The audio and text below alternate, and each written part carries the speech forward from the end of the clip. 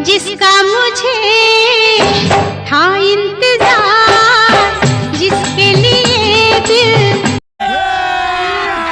अभी मजा आएगा ना भिड़ो। दोस्तों आपका कल 10 दिसंबर को कक्षा 12वीं का हिंदी का अर्धवार्षिक परीक्षा का पेपर है। तो हम सबसे पहले बात करने वाले कि आपको तैयारी कैसे करना है। ओके, लेकिन इससे पहले मैं आपको बताना चाहूंगा जो आपके लिए बहुत ज़्यादा महत्वपूर्ण जानने के लिए बहुत ध्यान से पूरी वीडियो को देखें चाहे ना देखें, वो तो आपकी तैयारी आपको करना है, नंबर पूरे लाने हैं तो वो तो आपको देखना ही पड़ेगा। लेकिन आगे के 2 मिनट की वीडियो जरूर देख के जाइएगा, बहुत ज़्यादा आपके लिए इन्फॉर्मेशन रहने वाली है। ओके, तो उसे ध्यान से सुनिए। देखिए, आपको भी दोस्तों पता है आप एमपी बोर्ड क्लास 12 के विद्यार्थी हैं। एमपी बोर्ड एग्जाम 2025 आपको देना है। तो आपकी जो इससे पहले त्रैमासिक परीक्षा हो चुकी है, अभी आपकी अर्धवार्षिक परीक्षा है, कल आपका हिंदी का पेपर है। इसके बाद दोस्तों आपका जनवरी में प्री बोर्ड एग्जाम का पेपर है और वो क्या है, टाइम टेबल भी जारी हो चुका है, तो प्री बोर्ड एग्जाम भी आपको देना है। तो दोस्तों आपको ये सब पता है कि आपकी जो त्रैमासिक, अर्धवार्षिक और प्री बोर्ड एग्जाम है, इनके दोस्तों आपके मार्कशीट में, एमपी बोर्ड एग्जाम की मार्कशीट में कोई नंबर नहीं जोड़ते हैं। मेन तो दोस्तों आपका रहता है यहाँ प्रैक्टिस के लिए। हाँ, नंबर किस प्रकार से जोड़ते हैं कि आपको देखिए हिंदी का जैसे 80 नंबर का पेपर आता है तो 20 नंबर आपको क्या है, प्रोजेक्ट के मिलते हैं। तो प्रोजेक्ट के नंबर कौन देते हैं, आपके स्कूल के टीचर देते हैं। तो अगर आप इन परीक्षाओं में अच्छा स्कोर करते हैं, अपने स्कूल में अच्छी इमेज बनाते हैं, तो आपको यहाँ 20 में 20 नंबर दिए जाएंगे। 20 में 20 नंबर कब मिलेंगे आपके प्रोजेक्ट में, जब यहाँ अच्छे नंबर लाएंगे, आप अपने आप को टॉपर सिद्ध करेंगे, तभी आपको टीचर आपको 20 में 20 नंबर देता है। तो इसलिए आपको नंबर लाना यहाँ बहुत जरूरी रहता है। बाकी मेहनत तैयारी करेंगे तो नंबर तो आपको वैसे भी आना है। क्योंकि तो ये आपको बताने वाला हूं कि इस वीडियो में अभी आपको बताऊंगा जो भी, और इस अर्धवार्षिक परीक्षा के लिए तैयारी के लिए जितना मैं आपको सब बताने वाला हूं, बहुत ईमानदारी से मैं आपको बता रहा हूं कि जितना मैं आपको बताने वाला हूं इस अर्धवार्षिक परीक्षा की तैयारी के लिए, इतना दोस्तों आप तैयार कर लेते हैं तो अर्धवार्षिक परीक्षा की दोस्तों 80 में 80 नंबर लाने की पूरी तैयारी हो जाएगी। मेन दोस्तों आपकी जो एमपी बोर्ड एग्जाम 25 है होने वाली है, बोर्ड एग्जाम की दोस्तों आपकी 90% तैयारी हो जाएगी। 90% दोस्तों आपकी अभी तैयारी हो जाएगी, प्री बोर्ड कहे चाहे, और आपका मेन आपकी प्री बोर्ड होगी, इसके बाद मेन बोर्ड एग्जाम होगी। 90% दोस्तों आपकी तैयारी हो जाएगी। 10% क्या रहने वाला है तो मैं आपको आगे आपके हो जाएगा अर्धवार्षिक परीक्षा, तो मैं आपको सब कंप्लीट करवा दूंगा। लेकिन इतना जो कितना भी कुछ बताऊं, तैयार अभी कर लेते हैं। अर्धवार्षिक परीक्षा की 100% तैयारी और एमपी बोर्ड एग्जाम की 90% आपकी तैयारी हो जाएगी। तो ये मान के चलना, इसलिए दम दलाकर मेहनत करें, मन में सोच कर चलें आप एमपी बोर्ड एग्जाम 25 की तैयारी कर रहे हैं, अर्धवार्षिक परीक्षा की हो ही रही है। ओके, देख लेते हैं। और जितना कुछ मैं आपको बताने वाला हूँ, बहुत ज्यादा अनुभव से बताने वाला हूँ। मैंने स्वयं एमपी बोर्ड का एग्जाम दिया है और एमपी बोर्ड के एग्जाम में हिंदी के 98 नंबर मेरे थे। ओके, अब मैंने पूरी तैयारी थी, पूरे 100% था, सब कुछ रहा था, ऑब्जेक्ट भी सही थे, पता नहीं 2 नंबर कहाँ है। तो मेरे लिखने की राइटिंग उतना सही नहीं है, इस कारण वो हो सकता है। ओके, तो ये मैं आपको पूरे अनुभव से बताने वाला हूँ कैसे क्या स्कोर करना है। अब पहले हम जान लेते हैं सबसे ज्यादा महत्वपूर्ण। ओके, तो पहले हम सबसे बात करते हैं तैयारी कैसे है। आपको कल का पेपर है तो आपको केवल देखिए अभी 4 घंटे पढ़ लीजिएगा। ओके, और सुबह आपको 4 घंटे पढ़ने हैं, 8 घंटे आप कर लेते हैं, कंप्लीट आपका सिलेबस हो जाएगा। लेकिन लगातार मेहनत करनी है, जितना बता रहा हूँ उतना आपको पढ़ना पड़ेगा। ओके, पूरा पढ़ लेते हैं, फुल स्कोर हो जाएगा, यहाँ से बाहर एक भी नहीं जाएगा। आपको मैं लिख कर देता हूँ और आपका भी पेपर हो जाने के बाद पेपर मिलेगा तो मैं आपको बता भी दूंगा प्रूफ के साथ भी। जो वीडियो बनाता हूँ आप एमपी बोर्ड एग्जाम की 2024 की वीडियो भी जाकर देख सकते हैं, प्रूफ के साथ बताया कहां से मैंने क्वेश्चन बताया और कहां से आया। भाई आपका नॉलेज तो कमाल का है भाई का। ओके, अब मैं आपको सबसे पहले बता देता हूं कि सिलेबस क्या है। ये देखिए, मैं आपको पता है व्हाट्सएप नंबर दिए हो, कोर्स आप लोग ज्वाइन करते हैं, पढ़ते हैं, तो मैं आपको व्हाट्सएप नंबर दिया, लगातार स्टूडेंट से मेरी बात होती है, तो प्रतिदिन 50 स्टूडेंट से तो मैं बात करता ही हूँ। तो अधिकतम ऐसे विद्यार्थी हैं जिन्हें हिंदी का सिलेबस नहीं पता, पढ़ना दूर की बात है, क्या क्वेश्चन पढ़ना है वो दूर की बात है, हिंदी का सिलेबस नहीं पता। तो हिंदी का सिलेबस मैं आपको सबसे पहले बता देता हूँ, और यही आपका क्या है, बोर्ड एग्जाम के लिए, प्री बोर्ड एग्जाम के लिए रहने वाला है। ओके, वही सिलेबस है। देखिए कौन कौन से टॉपिक क्या रहते हैं सिलेबस में, टॉपिक कौन से रहते हैं, टॉपिक पता होना चाहिए। काव्यखंड रहता है, आरो की जो पुस्तक है उसमें काव्यखंड गद्य खंड रहता है, विधान रहता है दोस्तों आपकी पुस्तक, फिर अव्यक्ति माध्यम रहता है, पद्य साहित्य का इतिहास, गद्य साहित्य का इतिहास, ये आपका इतना रहता है। ये आपका बुक वाला सेक्शन आप मान लीजिए। ओके, इसके बाद दोस्तों आपकी यहाँ से व्याकरण हो जाती है। व्याकरण में काव्यबोध, भाषाबोध आपकी व्याकरण रहती है। इसके अलावा आपके पेपर में 4 नंबर की 3 नंबर का कवि परिचय आता है, 3 नंबर का लेखक परिचय आता है, और पत्र लेखन दोस्तों आपके पेपर में 4 नंबर का आता है, निबंध लेखन भी 4 नंबर का आता है, आपरित गद्यांश 3 नंबर का आता है। तो इतना टॉपिक आपके पेपर में रहता है, क्योंकि आपको पता है हिंदी के टॉपिक में बहुत सारे अलग अलग टॉपिक देखने को मिलते हुए। तो नए नए जो विद्यार्थी हैं, बहुत सारे ऐसे विद्यार्थी हैं जो सीबीएसई बोर्ड का एमपी बोर्ड में आए हैं, तो बहुत उसको समझने दिक्कत होती है। सिलेबस आपने देख लीजिए, ये आपको टॉपिक रहते हैं। अब इन सब टॉपिक में इंपॉर्टेंट, तो ये सब टॉपिक आपको तैयार कर लेते हैं, इनके क्वेश्चन आंसर, इनकी वस्तुनिष्ठ, तो आपकी पूरी तैयारी हो जाएगी। लेकिन अब इनके इंपॉर्टेंट कहां से मिलेंगे, अभी अर्धवार्षिक परीक्षा के लिए आपकी मैं बात बता देता हूं, और इस वीडियो में आपको टॉप 50 क्वेश्चन बताऊंगा जिन्हें तैयार कर लेते हैं, पूरी आपकी हिंदी की तैयारी हो जाएगी। लेकिन इससे पहले आप देख लीजिए कि आपको पढ़ना क्या क्या है। ओके, तो अब देख लेते हैं, आपको जो मैंने इतना सब टॉपिक आपको बता दिया है, इतना टॉपिक तो आपको पता चल गया, लेकिन इनके इंपॉर्टेंट क्या है। काव्य खंड से आपको क्वेश्चन आएगा, गद्य खंड से क्वेश्चन आते हैं, और वितान से भी 2 नंबर क्वेश्चन आता है, व्यक्ति और माध्यम से 2 नंबर क्वेश्चन आता है, पद्य साहित्य गद्य साहित्य से भी 2 नंबर क्वेश्चन आते हैं, काव्यबोध भाग सबोध व्याकरण इससे क्वेश्चन आते हैं, 2 नंबर का भी आता है, 3 नंबर का भी आता है। तो कौन से क्वेश्चन पढ़ना है अब उसकी बात करते हैं। तो अभी आपको अर्धवार्षिक परीक्षा की तैयारी के लिए दोस्तों क्या है, महत्वपूर्ण प्रश्न के मैंने दोस्तों वीडियो डाली है, ओके, इसमें सभी टॉपिक बताए हैं, और 2 वीडियो डाली है। एक वीडियो में मैंने आपको ये बुक वाले कंप्लीट इंपॉर्टेंट बता दिए हर टॉपिक, और टॉपिक बाय टॉपिक इंपॉर्टेंट बताए हैं, जिससे कंफ्यूजन ना हो, मिक्स नहीं किया मैंने, सब टॉपिक बाय टॉपिक इंपॉर्टेंट आपको बताएं। और सेकंड जो पार्ट की जो वीडियोस में व्याकरण वाले इंपॉर्टेंट बता दिए, जिसमें कवि परिचय, लेखक परिचय, पत्र लेखन भी, ये सब इंपॉर्टेंट कवर कर दिए। तो हर टॉपिक का इंपॉर्टेंट क्वेश्चन बस देखना है, तो ये मैंने आपको कवर करा दिया। तो ये वाली वीडियो देख लीजिएगा। इसी वीडियो के दोस्तों पिन कमेंट में आपको क्या है लिंक मिल जाएगी, तो वहां से आप जाकर देख लीजिएगा। ओके, इसके बाद आपका नेक्स्ट है आपको क्या तैयार करना है, जब ये क्वेश्चन आपको पता चल जाएंगे, फिर सॉल्यूशन के साथ चाहिए हिंदी का अर्धवार्षिक परीक्षा का जो मैंने आपको पेपर बताया है, ओके, ये पूरा को कंप्लीट पेपर होता है, ये आपको तैयार कर लेना है। ओके, अर्धवार्षिक परीक्षा पूरा पेपर तैयार कर लीजिए, पूरा आपको प्रैक्टिस कर लेना है, सिलेबस पैटर्न आपको पता चली जाएगा। साथ ही दोस्तों आपको क्या है आपको इनमें सॉल्यूशन के साथ मैंने बताया और समझाया है, तो ये आपको दोस्तों तैयार कर लेना है। इसके बाद दोस्तों इस वीडियो में क्या है टॉप 50 क्वेश्चन देखने वाले। देखिए वीडियो काफी लंबी हो जाएगी, क्योंकि मैं एक गहराई समझाता हूं, जिससे आपको क्या है कोई भी डाउट ना हो, और आपकी क्या है मैन आपको पूरा क्लियर रहे आपके माइंड में कि हमें किस तरीके से तैयारी करनी है।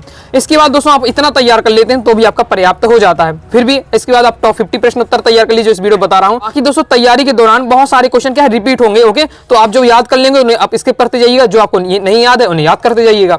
ओके, फिर टॉप 50 की इस प्रश्न उत्तर की इस वीडियो बात कर लेते हैं। ओके, अभी तक इन सबको भी नहीं पढ़ा, टॉप 50 पढ़ ले तो भी आपका काम हो जाएगा। मैं आपको बता रहा हूं कि आपको मटेरियल कहां से मिलने वाला, क्या पढ़ना है, फिर जितना ज्यादा आप पढ़ लेंगे उतना ज्यादा आपका स्कोर आ जाएगा, वो आपके ऊपर डिपेंड करता है। अब इन तैयारी के दौरान आपके वस्तुनिष्ठ प्रश्न तो रह जाते हैं, जो कि 32 नंबर के रहने वाले, ओके, तो 32 में नंबर के रहने वाले हैं, तो वो वस्तुनिष्ठ की प्रश्न उत्तर की अलग वीडियो आएगी, जिसमें सभी टॉपिक, इन सभी टॉपिक से आपके वस्तुनिष्ठ की मैं बता दूंगा कौन कौन सिलेक्टेड है, उनकी प्रैक्टिस करा दूंगा। ओके, सभी जहां से आपके वस्तुनिष्ठ आते हैं वो भी आपको बता दूंगा, तो वस्तुनिष्ठ वाली वीडियो आप देख लीजिएगा। तो ये आप इतना आपको रहने वाला, तो जितना तैयारी आप कर लेते हैं 80 में 80 स्कोर करेंगे, जितना मैं आपको बताऊं उसी में से आपका रहने वाला है, 100% ये आपका मानकर चलना है। ओके, और ये तब जब इतना पूरा तैयार कर लेते हैं तो एमपी बोर्ड एग्जाम 2025 के लिए 90% आपकी तैयारी हो जाएगी। फिर आपको क्या ज्यादा नहीं पढ़ना पड़ेगा, मतलब हिंदी सब्जेक्ट में आपको ज्यादा ध्यान नहीं देना पड़ेगा, बस थोड़ा आपको रिवीजन करते रहिए, काम आपका चल जाएगा। ओके, तो ये आपका रहने वाला है, तो अभी आप मेहनत कर लीजिए। मैं आपको बता मैं रियलिटी आपको पहले बताई, 90% आपकी एमपी बोर्ड एग्जाम की मेन आपकी तैयारी हो जाएगी। अभी मेहनत कर लीजिए, बाद में आपको कम मेहनत पढ़नी पड़ेगी, लेकिन पढ़ना तो वही है, कुछ अलग तो रहने वाला नहीं है। अभी मेहनत कर लेते हैं, बाद में आपको मेहनत नहीं करनी पड़ेगी। अब दोस्तों हम क्या है टॉप 50 क्वेश्चन की प्रश्न उत्तर की बात कर लेते हैं। महामैराथन होने वाली है, अंतिम बार वज्र का प्रहार परीक्षा में सफल उस विद्यार्थी को मिलती है जो मेहनत के पेड़ को क्या है ध्यान से पानी देता है। मेहनत करेंगे तो आपका स्कोर तो होना पक्का है। देख लेते हैं अब जो टॉप 50 वाले क्वेश्चन आएंगे उसमें थोड़ा मिक्स रहेंगे आपको, मिक्स रहने वाले हैं। और इसमें टॉप 50 वाले में क्वेश्चन में देखिए मैं बता देता हूं, ये सभी आपके इंपॉर्टेंट है, सभी से लिए गए हैं। केवल आपका देखिए कवि परिचय, लेखक परिचय, पत्र लेखन, निबंध लेखन, ये आपको अलग से तैयार करना पड़ेगा, ये तो फिक्स है। ओके, तो मैं आपको कवि परिचय बता दिया, लेखक परिचय कौन से तैयार करना है, जैसे अभी बता देता हूँ कि आप क्या है तुलसीदास जी का, हरिवंश राय बच्चन जी कवि परिचय, लेखक परिचय महादेव वर्मा जी का आपको तैयार करना है, जयंत कुमार जी का तैयार करिएगा। साथ ही दोस्तों आपका हजारी प्रसाद द्विवेदी का, तो इनका तैयार कर लीजिएगा। अब मैं पढ़ा चुका हूँ इजी लैंग्वेज में, इसी वीडियो को डिस्क्रिप्शन में या टेलीग्राम ज्वाइन करिएगा, वहां आपको सभी लिंक मिल जाएगी। पत्र लेखन भी आप तैयार कर लीजिएगा, मैं बता चुका हूं, निबंध लेखन और आपको वहां पठित गद्य, तो ये थोड़ा आपको अलग से तैयार करना पड़ेगा। संदर्भ प्रसंग भी आपका अलग से रहने वाली है। बाकी इसकी जो इंपॉर्टेंट है तो मैं आपको इस टॉप 50 में कवर करा दूंगा, ये अलग से तैयार कर लिए, टॉप 50 तैयार कर लेते हैं तो भी आपका काम हो जाएगा। चलिए देख लेते हैं। तो सबसे पहले है भ्रांतिमान अलंकार की परिभाषा उदाहरण से लिखिए, इंपॉर्टेंट है। देखिए अलंकार आपके 4-5 है और मैंने आपको बहुत सारे व्याकरण पूरे कंप्लीट करा दिए है, तो आपको दोस्तों क्या है एक दो टॉपिक रखेंगे, देख लेंगे बाद में। बाकी आप कभी हिंदी ग्रामर की प्लेलिस्ट है, तो हिंदी ग्रामर की प्लेलिस्ट पर जाइएगा, वहां पर आपको क्या है अलंकार, छंद, रस, जो आपके इंपॉर्टेंट टॉपिक है, शब्द गुण, सप्तशक्ति, सब कुछ पढ़ा दिया है मैंने, तो जाकर आप वीडियो देखकर डिटेल से तैयारी कर सकते हैं एमपी बोर्ड एग्जाम 2025 के लिए। बाकी आपके दिए हुए हैं तो वहां से जाकर आप देख लीजिए। बाकी अब रिवीजन कर लेते हैं हम। भ्रांतिमान अलंकार की परिभाषा उदाहरण से आपको बताना है। तो भ्रांतिमान अलंकार में देखिए नाम में ही राज छुपा हुआ, भ्रम हो जाना। ओके, भ्रम हो जाना। एक बात और मैं आपको बताना चाहूंगा कि जब आप पूरे वीडियो देखते हैं, जितना मैंने आपको वीडियो डाली है सभी आप वीडियो देखते जाइएगा, तो ध्यान से सुनते जाइएगा, तो भी आपकी तैयारी हो जाएगी। अलग से फिर आपको पढ़ना नहीं पड़ेगा, ना ही आपको किताब उठानी पड़ेगी, ध्यान से वीडियो को देखते ही देखते तैयार करते जाइएगा। ओके, तो भ्रांतिमान अलंकार क्या है? तो भ्रांतिमान अलंकार यानी भ्रम हो जाना, भ्रम हो जाए जहां भी हमें, तो जहां प्रस्तुत वस्तु को देखकर, किसी वस्तु को देखकर, प्रस्तुत वस्तु को देखकर किसी विशेष समानता के कारण हमें क्या है दूसरी वस्तु में भ्रम हो जा रहा है, वह हमारा क्या भ्रांतिमान अलंकार होता है। सबसे सिंपल आपका उदाहरण दिया हुआ है, जान श्याम घनश्याम को नाच उठे बन मोर। ओके, जान श्याम घनश्याम को नाच उठे बन मोर।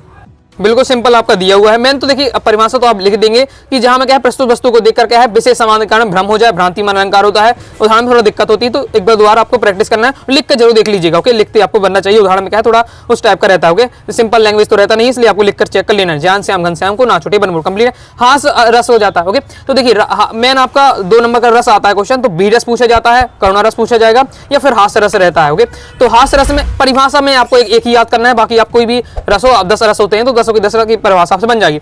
सहृदय के हृदय में स्थित हास नामक स्थायी भाव का जब विभाव अनुभाव संचारी भाव से संयोग होता है, वहां दोस्तों आपकी क्या है हास रस का आपकी उत्पत्ति होती है। तो यही आपकी रहने वाली परिभाषा। बी रस का अगर पूछा जाए पेपर में तो सहृदय के हृदय में स्थित उत्साह, बी रस का स्थायी भाव क्या होता है उत्साह, उत्साह नामक स्थायी भाव का जब विभाव अनुभाव संचारी भाव से संयोग होता है, वहां बी रस की निष्पत्ति होती है। ये आपका रहने वाला है। ओके, अब इसमें ये आपका दिया थोड़ा आपको कठिन लगेगा तो मैं आपको सीधे बता देता हूँ हास्य रस का उदाहरण। कहा बंदरिया ने बंदर से, चलो नहाए गंगा, बच्चों को छोड़ो घर में, होने दो हुड़दंगा। इस प्रकार से आप लिख सकते हैं। क्या बात है सर, क्या बात है सर। एक दोस्तों आपके इस प्रकार से मैं महावीर हूँ, कागज को मड़ोड़ सकता हूँ, गुस्सा आने पर पापड़ को तोड़ सकते, इस प्रकार से है। तो वो आप सिंपल वाले हैं, वो आपको देख लेना है। नाटक एकांकी में अंतर इंपॉर्टेंट है आपका। रुके, तो नाटक एकांकी में अंतर, कहानी उपन्यास में अंतर, आत्मकथा जीवनी में अंतर, ये तैयार कर रखिएगा तो आपका यहाँ से कंप्लीट हो जाएगा। क्या होता है नाटक, देखिए नाटक में कई अंक होते हैं, एकांकी में एक अंक होता है, नाम में ही राज छुपा हुआ है। एकांकी एक अंक, एकांकी एक अंक, नाटक में कई अंक होते हैं। नाटक में क्या होती है पात्रों की संख्या अधिक होती है, क्योंकि नाटक क्या है एकांकी से बड़ा होता है, जबकि एकांकी में नाटकों की अपेक्षा कम हो संख्या होती है। बिल्कुल सिंपल दिया हुआ है, जितना पेपर में लिखना है उसी उतना ही दिया हुआ है, कुछ एक्स्ट्रा मैंने दिया हुआ है, उसी हिसाब से ये मैंने तैयार किया है। कहानी और उपन्यास में 2 अंतर। ओके, अब ये जो टिक लगे हैं एमपी बोर्ड एग्जाम 2024 में ये क्वेश्चन आए थे, उस समय मैंने ये सब बताए थे। तो देख लेते हैं। तो कहानी और उपन्यास में अंतर क्या होता है कि कहानी होती है वो लघु आकार, छोटा रूप होती है, उपन्यास का दीर्घ आकार होता है, बड़ा रूप होता है। ओके, कहानी में मानव जीवन की किसी एक प्रभावशाली घटना का वर्णन किया जाता है, जबकि उपन्यास में मानव जीवन की बृहद स्वरूप का प्रस्तुत किया जाता है। जैसे अब रामचरितमानस है तो आपका एक उपन्यास है, तो उसमें राम जी के पूरे जीवन के बारे में बताया जा रहा है। कहानी में आपको कोई छोटी छोटी आप कहानी देख सकते हैं, तो उसमें क्या है किसी भी व्यक्ति की जीवन की छोटी सी घटना का बात की जाती है। सिंपल है, थोड़ा समझ कर और थोड़ा आपको पढ़ना है तो समझ में आ जाएगा। ओके, समझ कर लीजिएगा तो अपनी लैंग्वेज में लिख सकते हैं, हिंदी सब्जेक्ट है। ओके, भक्ति काल की प्रमुख काव्य धाराएं बतानी है, तो 2 काव्य धाराएं होती है, सगुण होती है, निगुण काव्य धारा। सगुण में क्या होती है, अब सगुण में राम मार्गी शाखा है और कृष्ण मार्गी शाखा है, जिसके प्रमुख कवि तुलसीदास जी हैं और कृष्ण के क्या है सूरदास जी हैं। निगुण में प्रेम मार्गी है, ज्ञान मार्गी है, प्रेम मार्गी के हैं जयसी रहीम और ज्ञान के हैं मैन कबीर। हो जी, आगे वाले आपको मैंने याद कर रखा है। ओके, इसके बाद नेक्स्ट देख लेते हैं। सगुण और निगुण धारा में अंतर भी तैयार कर रखिएगा। तो सगुण में क्या है भगवान की मूर्ति पूजा की जाती है, जबकि निगुण में क्या है मूर्ति पूजा का विरोध किया जाता है। इस प्रकार से आपको क्या है तैयार रखना है। ओके, आगे देख लेते हैं। राष्ट्रभाषा की 2 विशेषताएं। तो राजभाषा राष्ट्रभाषा वाला भी टॉपिक आपको तैयार कर लेना है। तो राष्ट्रभाषा संपूर्ण राष्ट्र के संपर्क की भाषा होती है तथा इसका संपूर्ण प्रभाव क्या है राष्ट्र व्यापक होता है, जबकि इसका साहित्य समृद्ध एवं व्यापक होता है। फिर नेक्स्ट है यशोधर बाबू के चरित्र की विशेषताएं, बहुत ज्यादा इंपॉर्टेंट है। तो यशोधर बाबू क्या थे, परंपरावादी व्यक्ति थे और यशोधर बाबू सरल सादी रिश्ते नातों वाली शांति सुरक्षित जीवन जीना चाहते थे। आगे देख लेते छायावाद रहस्यवाद में अंतर। तो ये कम ही आता है, बहुत कम देखने को मिलता है, समझ के रखना। छायावाद की विशेषताएं पूछी जाती है, छायावाद की आपको विशेषता तैयार के रखना है। मैं आपको पहले ही समझा चुका हूँ, ये तो थोड़ा नॉर्मल तरीके से दिया हुआ है। जैसे प्रकृति का मानवीकरण किया गया है, प्रकृति का मानवीकरण किया है छायावादी कवियों ने। ओके, और नारी सौंदर्य का वर्णन किया है। तो ये आपको 2 पॉइंट इस प्रकार से आपको तैयार करके रखने हैं। ओके, साथ ही जो कवि ने क्या है व्यक्तिवाद की इसमें प्रधानता रहती है, तो विशेषताएं पूछी जाती है छायावाद की, वो आपको तैयार करके रखनी है। माधुर्य गुण क्या होता है, तो माधुर्य गुण, माधुर्य यानी एकदम मधुर आपको लगने वाला हो। ओके, तो जिस काव्य को सुनने पर मन पुलकित हो, तो पुलकित यानी मन खुश हो जाए, कानों को सुनने में अच्छा आभास हो, उसे हम कहें वहाँ क्या है माधुर्य गुण होता है। बीती भवावरी जागरी, अंबर पनघट में डूबो रही, तारा घटूसा नागरी, ये आप याद कर लीजिएगा उदाहरण। ओके, अब इसके बाद नेक्स्ट आपको प्रयोगवादी काव्य, अंतर तो इसमें कमी आता है, तो सबकी विशेषता आपको तैयार करना है। छायावाद की विशेषता, प्रयोगवाद की विशेषता, प्रकृतिवाद की विशेषता है। ओके, तो प्रयोगवादी की विशेषता क्या रहती है, इसमें क्या है यथार्थ दृष्टिकोण रहता है और नवीन बिंब योजना का नए छंदों का प्रयोग किया गया है। इस प्रकार से आपके दिया हुआ है। आगे हम देख लेते हैं नेक्स्ट। अब आपने आगे नेक्स्ट आपको क्वेश्चन तैयार कर लेना है, शब्द शक्ति की परिभाषा और एवं उसके प्रकार लिखिए। तो शब्द शक्ति की आपकी परिभाषा क्या है, शब्द एवं अर्थ को मिलकर ही काव्य की रचना होती है, इन दोनों में गहरा संबंध है। ओके, और इस संबंध को जिस शक्ति द्वारा हम व्यक्त करते हैं उसे क्या शब्द का शक्ति कहते हैं। शब्द शक्ति की 3 प्रकार की होती है, अभिधा लक्षणा व्यंजना। नेक्स्ट सांग रूपक अलंकार की परिभाषा उदाहरण से लिखिए।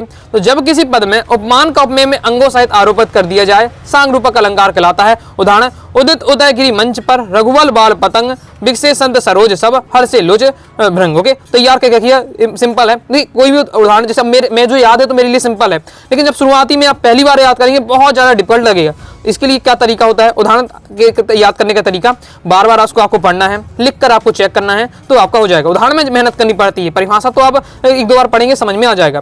तो इंपॉर्टेंट है। सांग रूपक अलंकार क्या है, जब किसी पद में उपमान का उपमेय संग आरोपित कर दिया जाए तो वहां आपको क्या किया जाता है, वहां आपका सांग रूपक अलंकार होता है, मतलब उपमेय कोई क्या है, उपमान कह दिया जाए, ओके, इस प्रकार से, तो वो आपका रहता है सांग रूपक अलंकार। राजभाषा की दो विशेषता है, तो राष्ट्रभाषा की भी देख ली, राजभाषा की भी देख लीजिएगा, साथ ही राष्ट्रभाषा राजभाषा में अंतर तैयार करके रखिएगा। कभी यार 2 नंबर में क्वेश्चन आ जाता है, 3 नंबर में क्वेश्चन आ जाता है ये आपका, ओके। तो राजभाषा की विशेषता क्या है कि यह क्या है, सरकारी कामकाज की भाषा है, क्षेत्रीय भाषा ही राजभाषा होती है तथा कार्य के निर्णय, शिक्षा का माध्यम, रेडियो और दूरदर्शन में राजभाषा का प्रयोग किया जाता है, क्योंकि क्षेत्र बेसिक की होती है तो हम मेन रूप से क्या है, राजभाषा का उपयोग न करके राजभाषा का उपयोग किया जाता है। सवैया छंद बहुत ज्यादा महत्वपूर्ण है। सवैया छंद में क्या होता है, वर्णित छंद है।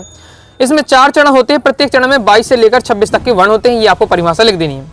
सवैया छंद का भी ये उदाहरण दिया हुआ है, शेष, महेश, दिनेश। अब थोड़ा आपको डिफिकल्ट लगे तो लेकिन आपको यहाँ मेहनत तो करनी पड़ेगी, क्योंकि कोई तरीका नहीं है, मैं आपको बनावटी बता नहीं सकता है, जो आपका फिक्स है वो आपको तैयार करके रखना पड़ेगा। हो सकता है तो आप क्या है, इंटरनेट में और देख लीजिएगा, जो आपको ईजी लगे आपको अपने हिसाब से तैयार कर सकते हैं। इसके बाद रुबाइयाँ छंद पूछे जा रहा है। रुबाइयाँ है उर्दू और फारसी का एक छंद होता है या लेखन शैली कह सकते हैं। इसकी जो पहली और दूसरी और चौथी पंक्ति में तुक होती है, तीसरी पंक्ति स्वच्छंद होती है। क्या है, 4 पंक्तियां होती हैं, 4 पंक्तियों में पहली पंक्ति, दूसरी पंक्ति, चौथी पंक्ति में तुक है, तीसरी पंक्ति में कोई तुक नहीं होती। देखिए आंगन के, ये आपके ही चैप्टर से लिया गया है, ओके।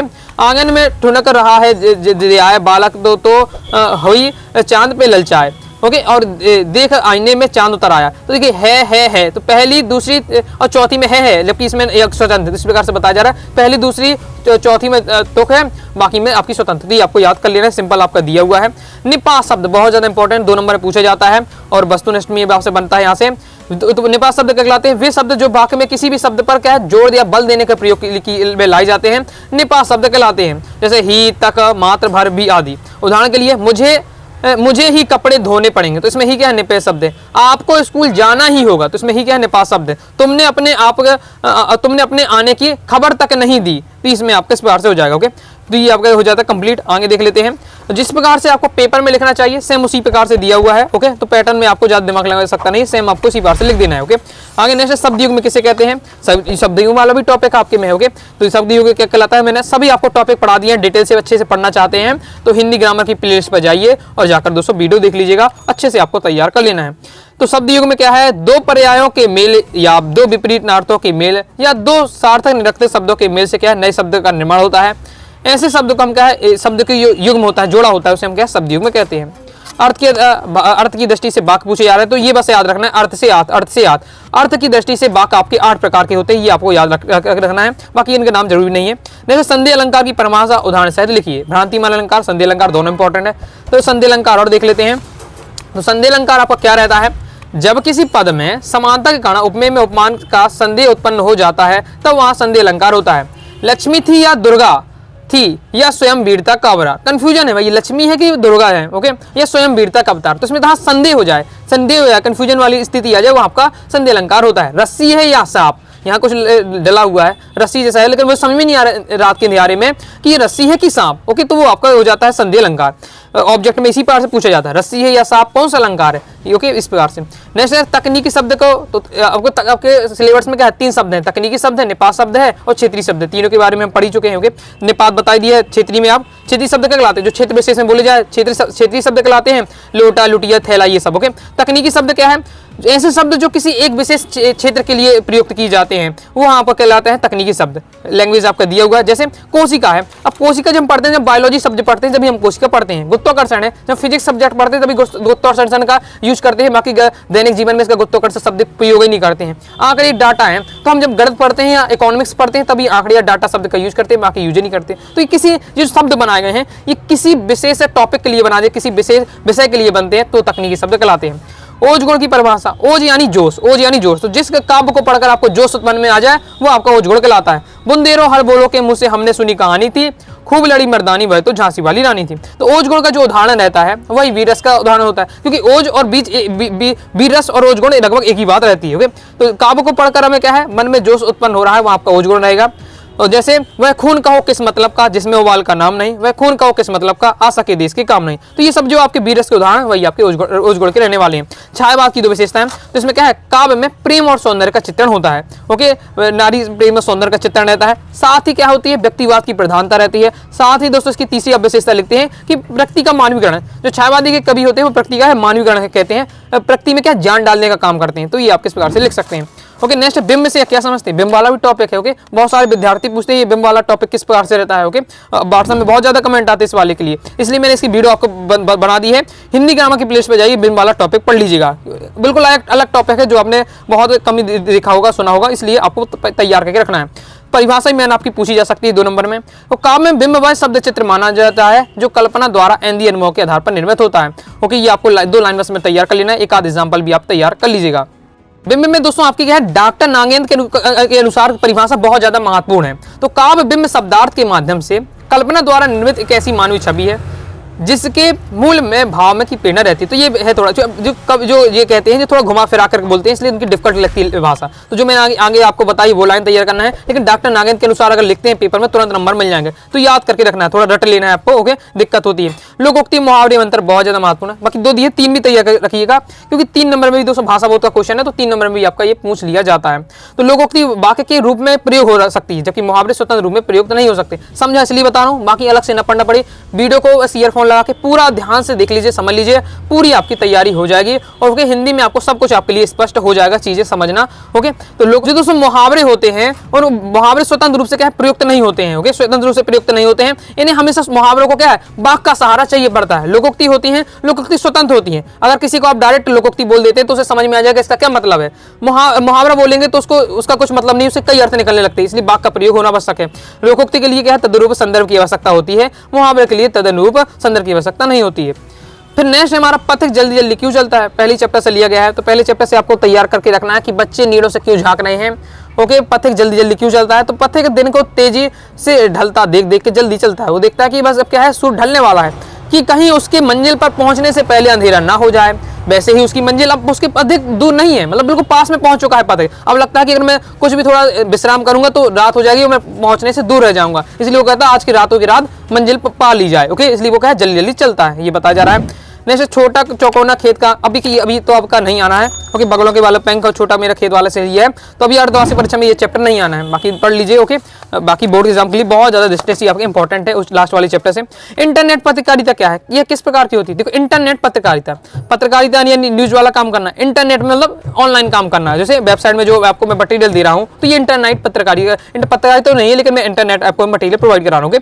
इंटरनेट जो आप जैसे दैनिक भास्कर की जो न्यूज है ऑनलाइन भी आप देख सकते हैं, तो वो आप क्या है, वो इंटरनेट पत्रकारिता कहलाती है। तो इंटरनेट पत्रकारिता लेखन क्या है, ऑनलाइन लेखन प्रक्रिया है जिसमें पत्रकार अपने लेख या अपने खबर को इंटरनेट के माध्यम से लोगों को पहुंचाता है। इंटरनेट पत्रकारिता को ऑनलाइन पत्रकारिता, साइबर पत्रकारिता, वेब पत्रकारिता भी कहा जाता है।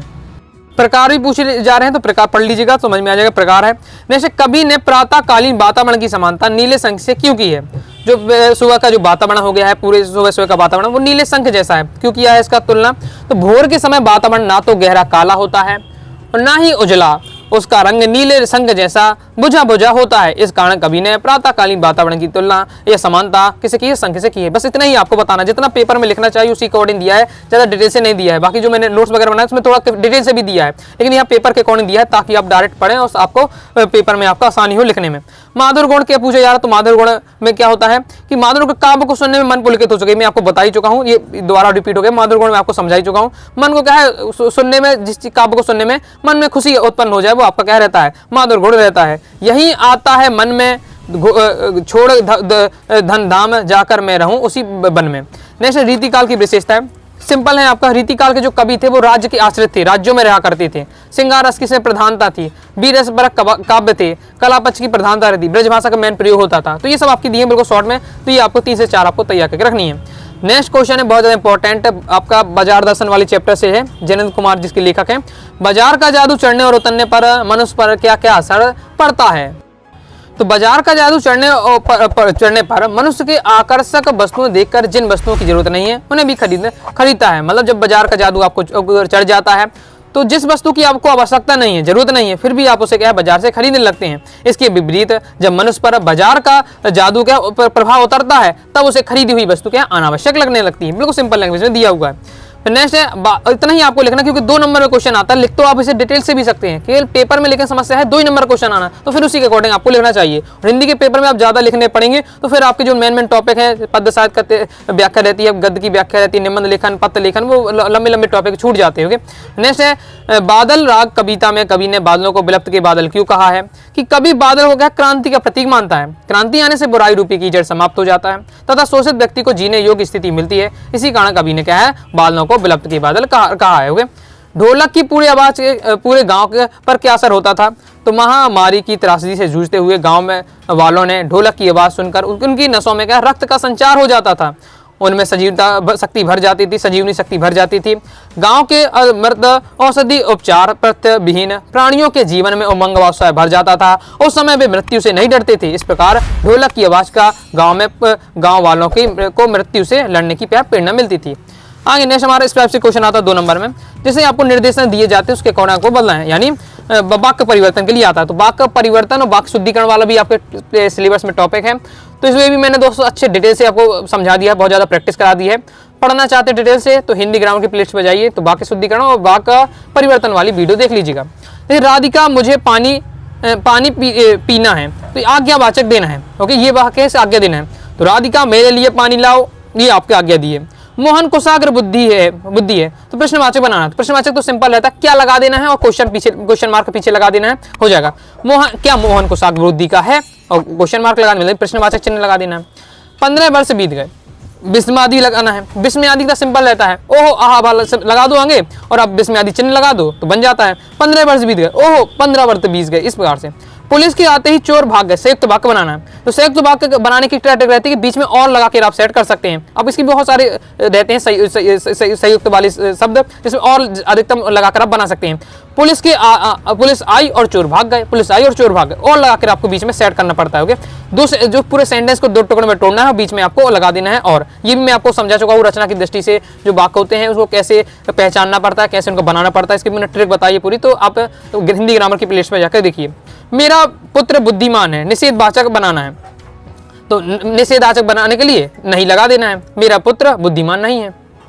आगे पेपर में आपके वाक्य शुद्धिकरण आता है, तो वाक्य शुद्धिकरण देख लेते हैं। तो मैंने अनेकों स्थान देखे, ये थोड़ा प्रैक्टिस पर डिपेंड रहता है। कई बार आप पहचान नहीं पाएंगे, आपको जो लिखा रहेगा वो लगेगा बिल्कुल सही लिखा है, बिल्कुल शुद्ध लिखा है, या शुद्ध तो है ही नहीं, पर इसे कैसे शुद्ध बनाया जाए, पेपर में ही आता है। तो ये प्रैक्टिस अगर करेंगे तो सब आपको समझ में आ जाएगा क्या क्या शुद्धि है। तो इसकी प्रैक्टिस बहुत ज्यादा इंपॉर्टेंट है। तो मैंने ऐसी 30-40 का कम से कम आपके प्रैक्टिस कराए होंगे, तो आप जाकर वीडियो जरूर देख लीजिएगा कि शुद्ध को शुद्ध कैसे करना पड़ता है। उसमें पूरी सभी की मैंने ट्रिक भी बताई है। हिंदी ग्रामर की प्लेलिस्ट में जाकर आप टॉपिक देख लीजिए। मैंने अनेकों स्थान देखे, तो मैंने अनेक स्थान देखे। ओके, और ईश्वर के अनेकों नाम है, ऐसा भी क्वेश्चन आता है, आ चुका प्रीवियस ईयर में। तो ईश्वर के अनेकों नहीं अनेक नाम है, तो अनेकों का अनेक आपको करना है। वह भाग्यवान स्त्री है, तो वह भागवती स्त्री, भागवान नहीं रहता, भागवती रहता है। ओके, स्त्री के लिए आपको क्या है, स्त्रीलिंग में भक्ति आता है। महादेवी वर्मा विद्वान महिला है, तो महादेवी वर्मा महिला है, तो विद्वान नहीं आता, विदुषी होता है। स्त्रीलिंग वाला शब्द प्रयोग करना है आपको, जो विद्वान आपको पुल्लिंग रहे। ओके, तो महादेवी वर्मा आपके विदुषी है। इसके बाद नेक्स्ट है विदुषी है, और महिला भी हट जाएगा क्योंकि महादेवी वर्मा है तो विदुषी शब्द लग गया, तो विदुषी से सीधे पता चल जाता है स्त्रीलिंग है। इसलिए कृपया पत्र का उत्तर शीघ्र देने की कृपा करें, तो पत्र का उत्तर शीघ्र देने की कृपा करें, डायरेक्ट इस प्रकार से हो जाएगा। इस ग्रंथ का निर्माण किसने किया, इस ग्रंथ की रचना किसने की, निर्माण नहीं रचना होता होगा, तो रचना किसने की। जैसे लुट्टन का बचपन कैसा था, तो लुट्टन का बचपन सुखमय नहीं था, 9 वर्ष की अल्प आयु में उसके माता पिता की मृत्यु हो गई। कसरत के कारण बचपन में ही उसका सीना चौड़ा और शरीर क्या है सुडोल व मसाल हो गया था। ओके, आगे नेक्स्ट हमारा क्वेश्चन है जनसंचार के 4 माध्यम। तो 4 माध्यम कौन से हैं, तो समाचार पत्र हो गया, रेडियो हो गया, टेलीविजन हो गया, इंटरनेट हो गया, ये जनसंचार के माध्यम के आपके हो जाते हैं।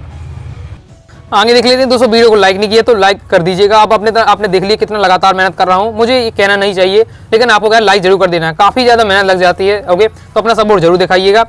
देख लेते हैं। तो भक्ति जो मैं आपको सही चीज़ बता रहा हूँ सभी स्टूडेंट के पास पहुँचे। ओके, जो नहीं पहचान पा रहे उनके पास भी पहुँचे, तो आपके लाइक करेंगे तभी स्टूडेंट के पास पहुँच पाएगी ज़्यादा से ज़्यादा। ओके, साथ ही अपने दोस्तों के साथ क्या है शेयर कर दीजिएगा, जिन्हें क्या है हिंदी में जैसे सब्जेक्ट में भी क्या है दिक्कत आ रही है। देख लेते हैं हम भक्तिकालीन काव्य की प्रमुख विशेषताएं। भक्तिकालीन काव्य में क्या है गुरु की महिमा थी, बहुत शॉर्ट में मैंने आपको समझा दिया है। और इसमें क्या है पवित्र आचरण पर बल दिया जाता था, साथ ही इसमें क्या है, नाम महिमा थी, भक्ति होता था, प्रेम पर बल दिया जाता था, राज्यस्थित नहीं थे। जबकि रीतिकाल के जो कवि थे वो राज्यस्थित थे, राज्य में रहा करते थे, राज्य के राजाओं के गुणगान गाया करते थे। जबकि ये राज्याश्रित नहीं थे, मतलब राज्यों में नहीं रहते थे, अपना घूमते रहते थे, इसके कवि थे। तो भी आपको बताया जाए, सिंपल है। सोटा छंद की परिभाषा उदाहरण दीजिए, एमपी बोर्ड एग्जाम 24 में क्वेश्चन आया था। ओके, सोटा छंद आपका क्या दिया हुआ है, यह मात्र छंद है, इसमें 4 चरण होते हैं। इसके पहले और तीसरे चरण में 11-11 मात्राएं और दूसरे चौथे चरण में 13-13 मात्राएं होती हैं। पहले और तीसरे चरण में अंत में गुरी और लघु आते हैं तथा तुक भी मिलती है। बंदो गुरुपद कंच कृपा सिंधु नर रूप हरि महामोह तब पुंज जासु बचन रवि कर निकर। तो ये आपका दिया हुआ, तैयार आपको कर लेना है। और भी आपको सिंपल आपके मिले, तैयार कर लीजिएगा। बाकी इसके बाद नेक्स्ट हमारा वीर गाथा काल या आदि काल की 2 विशेषताएं लिखी है। तो वीर गाथा काल के जो कवि थे वो क्या है, आश्रय दाताओं की प्रशंसा करते थे, मतलब जिन राजाओं के यहाँ रहा करते थे और अब स्वाभाविक जहां आप रहेंगे, जिस राजा के पास रहेंगे उस राजा की आपको क्या है, वीरता की झूठी झूठी प्रशंसा करनी पड़ेगी। तो यहाँ राज आश्रय दाताओं की प्रशंसा करते थे। बीर रस के साथ के श्रृंगार रस की प्रधानता थी। आगे देख लेते हैं, बीर रस की परिभाषा उदाहरण दीजिए। बीर रस क्या है, सहृदय के हृदय में स्थित, परिभाषा में आपको बता चुका हूँ। बस आपको यहाँ उत्साह कर देना। स्थायी भाव क्या होता है, उत्साह होता है वीर रस का। तो उत्साह नामक स्थायी भाव का जब विभाव अनुभव संचार सहयोग होता है, वहाँ वीर रस की निष्पत्ति होती है। साथ ही दोस्तों आपके जितने भी चैप्टर आपके हैं, काव्यखंड गद्यखंड, उनके राइटर जरूर नाम याद करके रखिएगा। जैसे मैं पूछूं आपसे, बाजार दर्शन चैप्टर है गद्यखंड में, किसने लिखा, तो जयंत कुमार जी ने लिखा। भक्तिन चैप्टर किसने लिखा, महादेवी वर्मा जी ने लिखा। शिशिर के फूल किसने लिखा, हजारी प्रसाद द्विवेदी लिखा। ओके, आद परिचय किसने लिखा, हरिवंश राय बच्चन जी ने लिखा। ओके, तो इस प्रकार से आपको क्या है, याद करके रखना है, क्योंकि ये क्या ऑब्जेक्ट में पूछ लिए जाते हैं। तो बीरस की आपने परिभाषा देखी ली, सिंपल रहता है। बीरस में आपको देख सकते हैं, वह खून काऊ के मतलब का, जिसमें वाल का नाम नहीं, वह खून काऊ के समर्थ का, आशा के देश के काम नहीं, बुंदेलो हर भूखियों के मुंह से हमने सुनी कहानी थी, बता दिया है। तो जो आपका ओजगुण का भी वही उदाहरण आपका हो जाएगा और बीरस में भी हो जाएगा। नेक्स्ट, लेखक ने श्रेष्ठ को कालजी अवधूत क्यों माना है, बहुत ज्यादा इंपॉर्टेंट है। लेखक ने श्रेष्ठ को कालजी अवधूत की तरह माना है क्योंकि अवधूत वह सन्यासी होता है जो वासनाओं से ऊपर उठकर सुख दुख में प्रत्येक स्थिति में सहज भाव होता है। अवधूत क्या होता है, सन्यासी। सन्यासी क्या होता है, जो क्या है, नॉर्मल क्या है, जो सुख दुख को त्याग की बात करे। और जो शिशिर का अवधूत है वो बहुत ज्यादा गर्मी में भी क्या है, खिलता है, बहुत ज्यादा गर्मी होती है तो भी इसमें खिलता रहता है, एकदम सन्यासी की भांति, क्योंकि मतलब उससे गर्मी का कुछ फर्क ही नहीं पड़ता है। इसी प्रकार से सन्यासी लोगों को क्या है, बाहरी वातावरण का क्या फर्क नहीं पड़ता है। यही कारण है कि शिशिर ने क्या है, शिशिर को कहा है कालजी अवधूत कहा गया है लेखक ने। इसका आप देख सकते हैं, सॉल्यूशन इस प्रकार से दिया है, जो मैं आपको बता रहा हूँ वही यहाँ पर दिया हुआ है। आगे नेक्स्ट है, अब ये वाला भी आपका नहीं आना है, ये आपका जाति प्रथा साम्राज्य वाला चैप्टर से, डॉक्टर अम्बेडकर वाली जो चैप्टर है उससे अभी आपका रहने वाला नहीं है। बाकी इंपॉर्टेंट उस चैप्टर से तो पढ़ लीजिए एग्जाम की दृष्टि से। कहानी के प्रमुख तत्व कौन से हैं, तो कथानक होता है, पात्र होता है, संवाद होता है, कथोपकथन, भाषा शैली, देश काल, उद्देश्य, ये आपके दिए हुए हैं। नई कविता की विशेषताएं, नई कविता की कम आती है, जब छायावाद की बहुत ज्यादा इंपॉर्टेंट है, व्यक्ति प्रयोगवाद की अक्सर आती है। अब नई कविता की पढ़ के रखना है। तो न्यूतन शिल्प विधान या भाव बोध या नई प्रभावपूर्ण सामर्थ्य इस काव्य के प्राधान्य है। यह कविता साधारण मानव के एक क्षण की अनुभूतियों और को सतत करने की अभिव्यक्ति देती है। जीवन आत्मकथा, जीवनी और आत्मकथा में अंतर देख लेते हैं। तो जीवनी क्या होती है, किसी व्यक्ति के जीवन के जीवन को प्रस्तुत करना, वो जीवनी है। आत्मकथा में लेखक जो होता है वो अपने बारे में बताता है, अपने जीवन को प्रस्तुत करना, तो आपको क्या होती है, आत्मकथा कहलाती है। जीवनी लेखक तटस्थ रहता है, वह अपनी प्रतिक्रिया व्यक्त नहीं करता है, मतलब लेखक होता है वो अपने बारे में नहीं बताता है, उसमें क्या दूसरे व्यक्ति की ऊपर लिखी जाती है जीवनी। आत्मकथा में लेखक क्या है, तटस्थ नहीं रहता है और अपने जीवन के क्या विभिन्न पक्षों को बताता है। ओके, आगे देख लेते हैं। आगे बढ़ने से मैं बताना चाहूंगा, हिंदी सब्जेक्ट की प्रॉपर तैयारी करना भी आपके पास का समय है। ओके, बोर्ड एग्जाम की बात कर रहा हूँ, अच्छे से तैयारी करना चाहते हैं तो आप अनुराग सारी क्लासेस हिंदी कोर्स को ज्वाइन कर लीजिएगा। पूरे टॉपिक है, सबके इंपॉर्टेंट मिल जाएंगे, हर टॉपिक के आपको इंपॉर्टेंट मिल जाएंगे, सॉल्यूशन के साथ रहेगा। इसी प्रकार से टाइम मटेरियल मिलेगा, पढ़ने में बहुत आसानी हो जाएगी और आप अच्छे से पढ़ने, अगर रेगुलर 1 घंटे पढ़ते हैं 2 हफ्ते में पूरा आपका सिलेबस हो जाएगा, चाहे वो व्याकरण वाला हो चाहे बुक वाला, कंप्लीट हो जाएगा। पत्र लिखने वाला सब कुछ आपको मिलने वाला है। कैसे क्या पेपर में लिखना है उसकी भी मैंने आपको उसमें बताया है कोर्स में। तो कोर्स को ज्वाइन करने के लिए 9039534079 दिए व्हाट्सएप नंबर पर मैसेज करके कोर्स के बारे में जानकारी ले सकते हैं, कोर्स को ज्वाइन कर सकते हैं। Previous year paper, model paper से हम क्या है लगातार प्रैक्टिस करने वाले हैं कोर्स में, तो ज्वाइन करके जरूर कीजिएगा। नेक्स्ट दोस्तों, आपका वृत्ति अलंकार की परिभाषा उदाहरण से लिखिए। तो जब छोटे और को बड़े से श्रेष्ठ बताया जाए और उसका कारण भी दिया जाए, अर्थात इसका मतलब क्या है, उपमेय को उपमान की उपेक्षा बढ़कर बताया जाता है, वहां क्या व्यतिरेक अलंकार होता है। मैंने आपकी परिभाषा है, उपमेय को उपमान की उपेक्षा क्या बढ़कर बताया जाए, तो वहां क्या होता है, आपका व्यतिरेक अलंकार होता है। तो ये आपका दिया हुआ व्यतिरेक अलंकार का उदाहरण तैयार करके रख सकते हैं। और इससे पहले मैंने आपको जो बताया था उसमें थोड़ा इजी था, तो वो आप देख लीजिएगा। विरोधाभास अलंकार, विरोधाभास अलंकार जहां विरोध ना हो लेकिन विरोध का आभास हो, विरोध धन आभास, नाम से राज छुपा हुआ, नाम में राज छुपा हुआ है। विरोध धन आभास, विरोध धन आभास, तो मतलब विरोध का आभास हो, वास्तव में विरोध नहीं है लेकिन हमें विरोध का आभास हो रहा है, वहां विरोधाभास अलंकार। जहां किसी पदार्थ गुण या क्रिया में वास्तविक विरोध नहीं है लेकिन हमें विरोध का आभास हो, विरोधाभास अलंकार होता है। यानुरागी चित्त की गति न समझे क्यों, ज्यों ज्यों बूढ़े श्याम रंग त्यों तो जल हुई।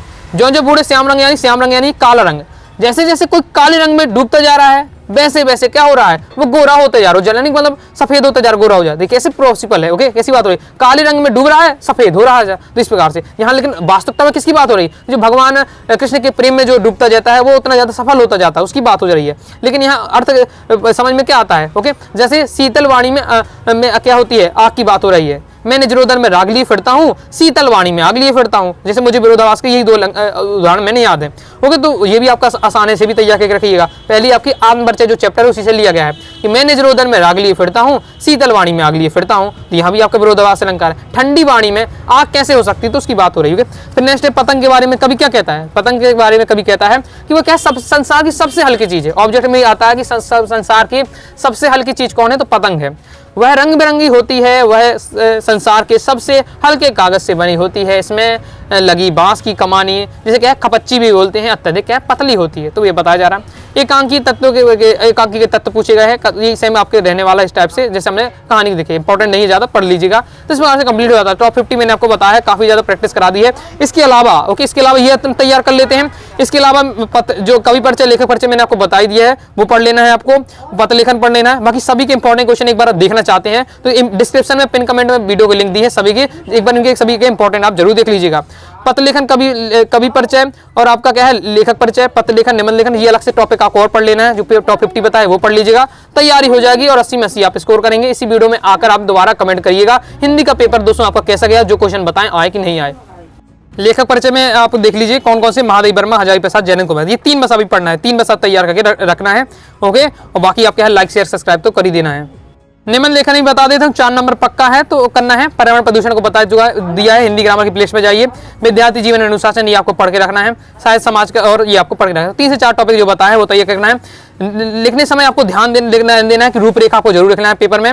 सुविचार कोटेशन होते हैं, वो भी मैंने आपको जो बताए थे, मैंने बताया कोटेशन भी, तो वो आपको सेट कर देना है। 3-3 4-4 हर टॉपिक के कोटेशन याद करके रखिएगा। तैयार कैसे करना है, तो कोई भी आप कहीं जब भी पढ़ें तो उस निबंध को 2-3 बार आपको पढ़ना है, समझना है और पेपर में कम से कम आपको 3 पेज लिखना है। 3 पेज तो आपको लिखना है, तो यहाँ से आप 4 नंबर पक्का हो जाएंगे। इस प्रकार से दोस्तों मैंने आपको कहा सब काफी हद तक तैयारी करा दी है। बाकी प्रॉपर और भी अच्छे से आपको पढ़ना चाहते हैं तो महत्वपूर्ण प्रश्न देख लीजिएगा, पार्ट 1 पार्ट 2 वाली वीडियो। इसी बात दोस्तों पेपर का जो मैंने सॉल्यूशन बताया वो आपको पढ़ लेना है। टॉप 50 जो बताए इन्हें तैयार कर लीजिएगा। बाकी जब तैयारी के दौरान जो क्वेश्चन बताएं वो तो रिपीट आपके होने हैं, तो जो आपको पहले से तैयार उन्हें छोड़ते जाइएगा, नए क्वेश्चन मिले उन्हें याद करते जाइएगा। वस्तुनिष्ठ रह जाते तो वो भी आपको मिल जाएंगे नेक्स्ट वीडियो में। और ये सभी वीडियो की लिंक, इन सभी वीडियो की लिंक इसी वीडियो के पिन कमेंट में डिस्क्रिप्शन में आपको लिंक मिल जाएगी, तो क्रम से आप जाकर देखते जाइएगा तो कोई आपको दिक्कत नहीं होगी। तो अब दोस्तों जो आपको वीडियो को स्टार्ट करते समय जो आपको डाउट होगा कि हिंदी की तैयारी कैसे करना है, अब वो आपको मुझे आशा है कि आपको कोई डाउट नहीं होगा और अच्छे से आपको तैयारी कर लेना है। तो आइए दोस्तों आपको वीडियो पसंद है कि वीडियो दोस्तों पसंद आए तो वीडियो को लाइक जरूर कर दीजिएगा, ओके। साथ ही दोस्तों टेलीग्राम चैनल व्हाट्सएप चैनल को ज्वाइन कर लीजिएगा, इंस्टाग्राम में फॉलो करके जरूर रखना है। कोई दोस्तों डाउट रहता है कमेंट से आप जरूर पूछिएगा। मिलते हैं नेक्स्ट वीडियो में, तब तक के लिए बाय बाय।